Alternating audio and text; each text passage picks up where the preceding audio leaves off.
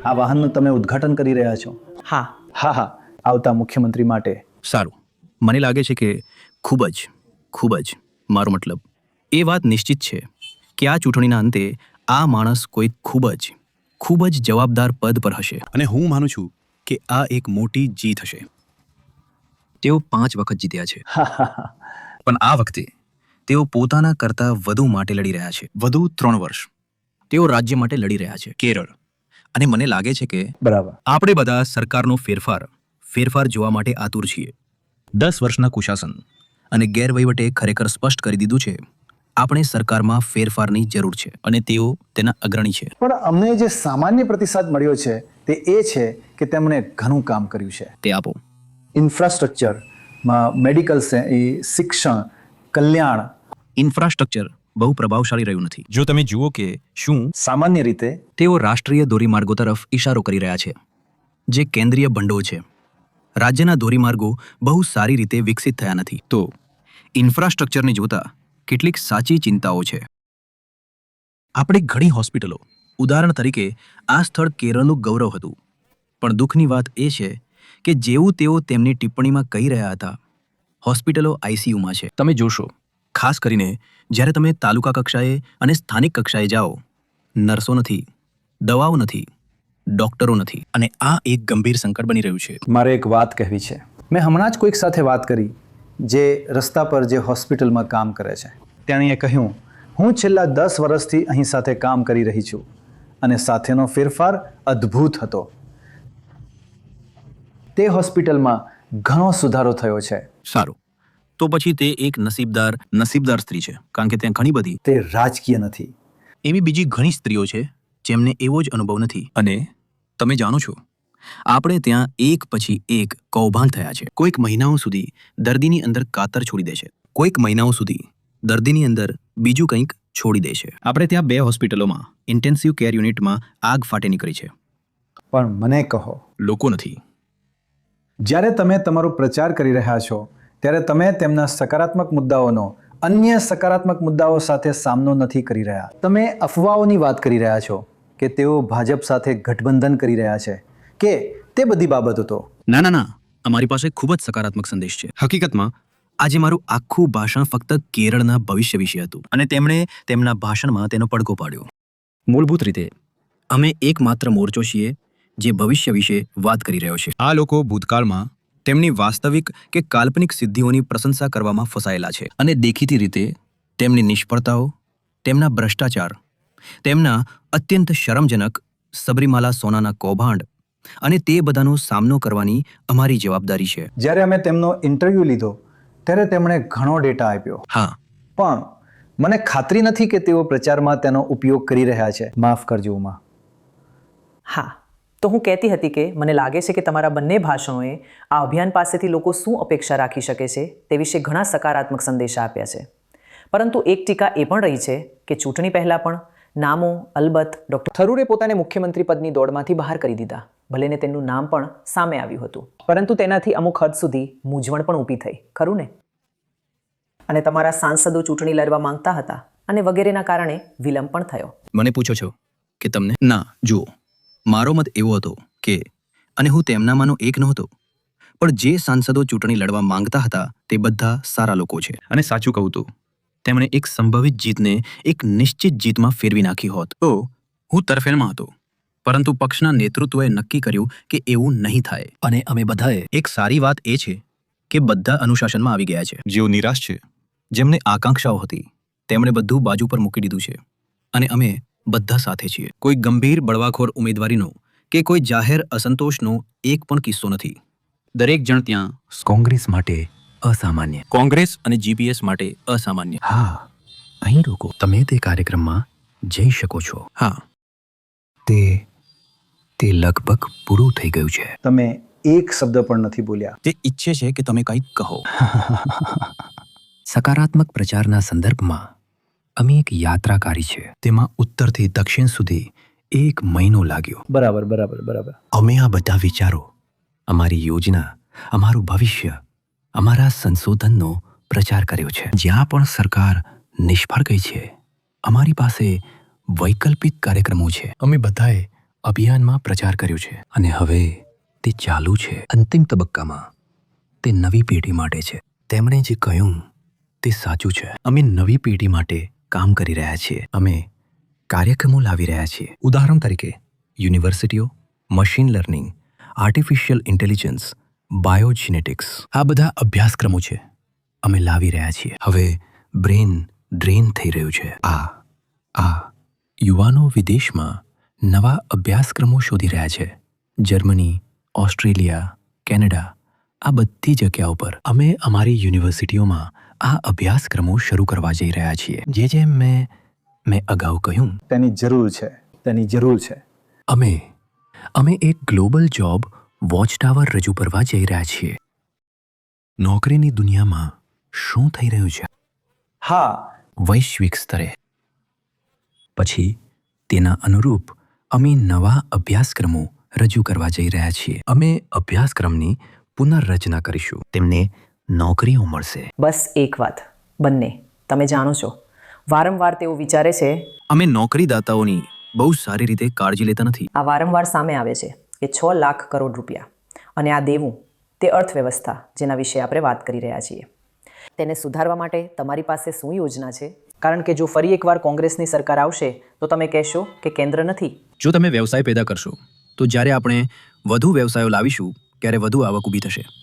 અમે ગંભીરતાથી રોકાણ આકર્ષવાની વાત કરી રહ્યા છીએ, કારણ કે અમે લાલ ઝંડા લહેરાવનારા નથી. અમે તેમનું સ્વાગત કરવા માટે અહીં છીએ અને તે એક રેડ કાર્પેટ હશે. અને અમે એક રોકાણકાર સુરક્ષા કાયદો લાવવા જયા છીએ, રોકાણકારોને એક ખાતરી આપવા માટે કે તેમના પૈસા સુરક્ષિત રહેશે. અમે સાચે જ નિષ્ઠાપૂર્વક એક સિંગલ વિન્ડો ક્લિયરન્સ સિસ્ટમ માટે જઈ રહ્યા છીએ, અને તે સિંગલ પોર્ટલ માટે નહીં જેને સરકાર સિંગલ વિન્ડો કહે છે. અમે એક સિંગલ વિન્ડો ઈચ્છીએ છીએ. અમે ખરેખર ઇઝ ઓફ ડુઈંગ બિઝનેસને એક નારા કરતાં વધુ બનાવવા માંગીએ છીએ. હું તમને એક વાત કહીશ. કેરળ એક ગ્રાહક રાજ્ય છે. જીએસટી એક ગ્રાહક બિંદુ કર છે. ખરેખર કેરળ જીએસટી માટે નંબર 1 લાભાર્થી બન્યું હોત, પણ દુર્ભાગ્યે આ સરકારે તેમણે કર વહીવટની પુનઃરચના કરી નથી. હવે હજુ પણ જે વ્યવસ્થા અહીં અસ્તિત્વમાં છે, હું છેલ્લા 5 વર્ષથી વિધાનસભાના ફ્લોર પર માંગ કરતો રહ્યો છું.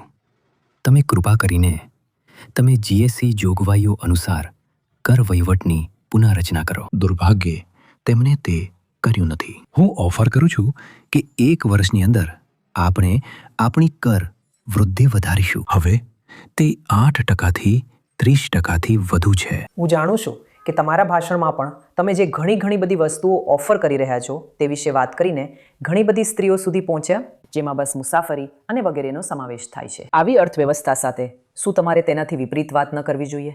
ના સંદર્ભમાં અમારી પાસે કેએસઆરટીસી, નાગરિક પુરવઠા નિગમ કે કેરળ રાજ્ય એલસીડી બોર્ડ, મેડિકલ સર્વિસીસ કોર્પોરેશનને આત્મનિર્ભર બનાવવાની યોજનાઓ છે.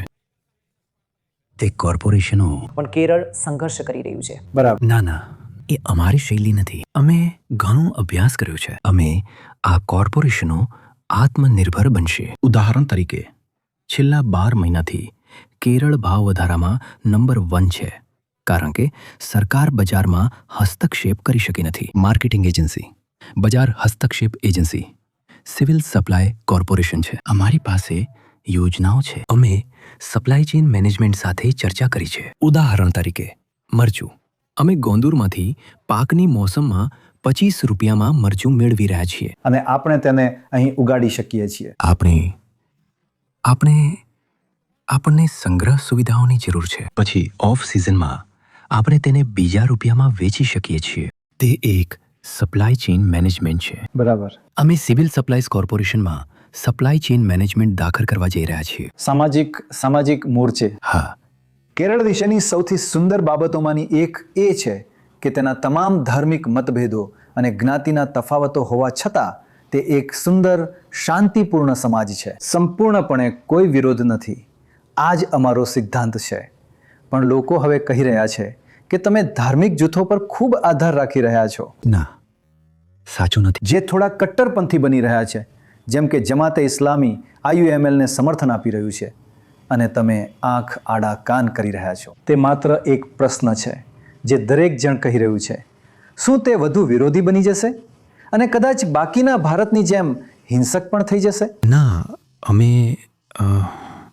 અમે તે નથી ઈચ્છતા. જેમાં કેરળ તદ્દન અલગ અને સુંદર છે. કેરળ અલગ છે, આપણો ઇતિહાસ અલગ છે, આપણી સંસ્કૃતિ અલગ છે. હા, આપણે અનાદિકાળથી એકબીજાની સાથે સાથે રહ્યા છીએ. દરેક ધાર્મિક આસ્થા અહીં શાંતિથી આવી છે, એક પણ તલવાર સાથે આવ્યો નથી. હા, યહૂદીઓ ત્યારે આવ્યા જ્યારે તેઓ બેબીલોનિયનોથી અને પછી રોમનોથી ભાગી રહ્યા હતા. ખ્રિસ્તીઓ સંતની સાથે આવ્યા. થોમસ ધ ડાઉટિંગ થોમસ, હું પ્રેરિત. અહીં ઇસ્લામ આવ્યો, એક આક્રમક ધર્મ તરીકે નહીં, પરંતુ મારા લોકોના દ્વીપકલ્પમાંથી આવેલા એક સમાચાર તરીકે, જેઓ 1000 વર્ષથી અરબી સમુદ્રના પાણીને પાર કરીને વેપાર કરવા, વસવાટ કરવા, વસ્તીમાં ભળી જવા, દર વર્ષે પાછા જવા આવતા હતા. તેઓ આવ્યા અને કહ્યું, અરે, તમને ખબર છે કે અમારા દ્વીપકલ્પમાં શું ચાલી રહ્યું છે? આપણા રાજાઓમાંથી એક હોડીમાં બેસીને ચાલ્યો ગયો. પણ હવે ભારત ખૂબ બીમાર પડી ગયું છે. હું તો બસ એટલું જ કહી રહ્યો છું. આ આપણો ઇતિહાસ છે અને આપણે આ ઇતિહાસને લુપ્ત થવા દઈ દઈશું નહીં. બીજું, પણ ના પર આધાર રાખીને તે અને હું બંને એવા મત વિસ્તારોમાંથી આવીએ છીએ જ્યાં ત્રણેય ધર્મો એકબીજાની સાથે રહે છે. તેમની પાસે મંદિરો, મસ્જિદો અને ચર્ચ છે. મારી પાસે પણ તે જ છે. મારા મધ્યમાં કેરળની રાજધાનીમાં પલેમ સ્ક્વેરમાં આ ભવ્ય સેન્ટ છે. જોસેફ્સ કેથેડ્રલ, સૌથી મોટી મસ્જિદ, પલેમ જુમા મસ્જિદની બરાબર સામે અને તેની બરાબર બાજુમાં સૌથી જૂનું છે. પણ મને તમને કેટલાક આંકડા આપવા દો. તે કેરળ છે. અમે આને જવા દઈશું નહીં. ના, પણ મને તમને આંકડા આપવા દો. તમને ખ્રિસ્તીઓ અને મુસ્લિમોમાં LDFના 30%ની સરખામણીમાં બમણા, 2 ગણા 60% મળ્યા છે. હા. તેઓ તમને સરકારમાં રાખી રહ્યા છે. કેમ નહીં? અને હિન્દુઓ, તમારી પાસે LDF કરતાં ઓછું, ઘણું ઓછું છે. તો તમે મૂળભૂત રીતે તમને ચાલુ રાખવા માટે 2 ધર્મો પર આધાર રાખી રહ્યા છો. તે સંપૂર્ણપણે વાજબી નથી, કારણ કે હિન્દુ મતો વિના અમે ન હોત. ના, પણ તમે ચૂંટાયેલા પણ નથી. મારો મતલબ, આ 2 જે ખરેખર તમને ટકાવી રહ્યા છે.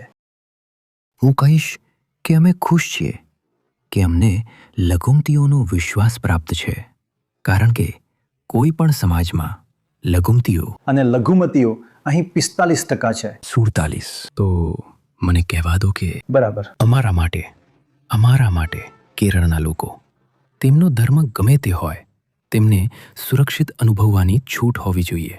તેમને લાગવું જોઈએ કે રાજ્ય અને રાજ્યના ભવિષ્યમાં તેમનો હિસ્સો છે, અને તેવું અનુભવી શકવા જોઈએ કે સરકાર તેમના માન અને ચિંતાઓ પર ધ્યાન આપશે. બસ આટલું જ અમે વચન આપી રહ્યા છીએ. એક વાત, આ વિધાનસભા ચૂંટણીના પરિણામો જાહેર કરશે કે આપણું રાજ્ય બિનસાંપ્રદાયિક કેરળ છે. આ સાંભળવું ખૂબ જ મહત્વપૂર્ણ છે. તે અમારા માટે ખૂબ જ મહત્વપૂર્ણ છે. આ શોને સમાપ્ત કરવા માટે આ એક સારો અંત છે. મારી પાસે એક અને અંતિમ, અમે આખા દેશને જાહેર કરીશું કે આપણું રાજ્ય બિનસાંપ્રદાયિક છે. અચાયા, મારી પાસે એક અને અંતિમ છે. મેં અહીં સાહેબના બધા પોસ્ટરો જોયા છે, અને પિનરાઈ અને બીજા ઘણા લોકોના. અને કેરળમાં તેમનામાં એક વાત સમાન છે. તમે બધા સ્મિત કરી રહ્યા છો. તો ચૂંટણીઓ માટે અમને એક સ્મિત આપો. સ્મિત કરવા માટે ઘણું છે. છેવટે તેમને મત આપો અને UDFને મત આપો. મોટું સ્મિત. રમી રહી છું.